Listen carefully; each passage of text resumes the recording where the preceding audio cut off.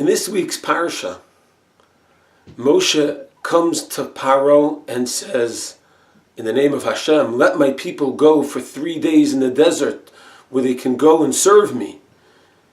So if you let us go, that's fine, but if not, Moshe tells Pharoh that the land of Egypt will be plagued with locusts that they've never seen before, and Pharoh gives consideration, and with the suggestion of his wise men, he says, okay, you can go.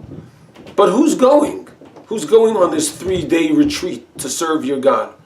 So Moshe says, Vayomer Moshe, and Moshe tells Pharoah, B'narenu v'zkenenu, with our youngsters and our elders, Nelech, we will go. Bivonenu vivnosenu, with our sons and with our daughters. Bitzonenu vivkarenu, with our sheep and with our cattle we will go. Ki chag la'Hashem lanu, because it's going to be a festival for God. So Pharoah first says okay, and then he says, but wait a minute. He says, lo chen, no way. L'chuna hagvarim, only the men should go and serve Hashem. Ki osa atem mevakshem, because that's what you want. And if that's what you want, don't tell me that you're going to go bring your children and your women and your sons and daughters and your cattle and your everything. That's not true.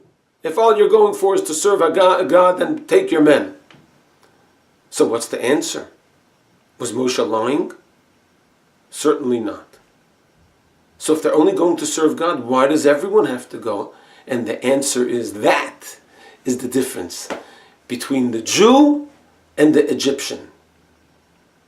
The Jew, every person serves Hashem. Every child, the boys and the girls, and even the sheep, and even the cattle. Our everyday life is permeated with the service of Hashem because we have a relationship. It's not a religion, it's not a deity. Of course, Hashem is a deity. But our relationship to Hashem is not that one of religious service, but it's a personal, deep-seated, felt appreciation and relationship that we have with Hashem. And if you love your parents, your children will love their grandparents. And you're going to want to do whatever you can for your parents and for those who you love. Not just for you, between you and them. It's a whole family, it's a whole nation. Have a wonderful Shabbos.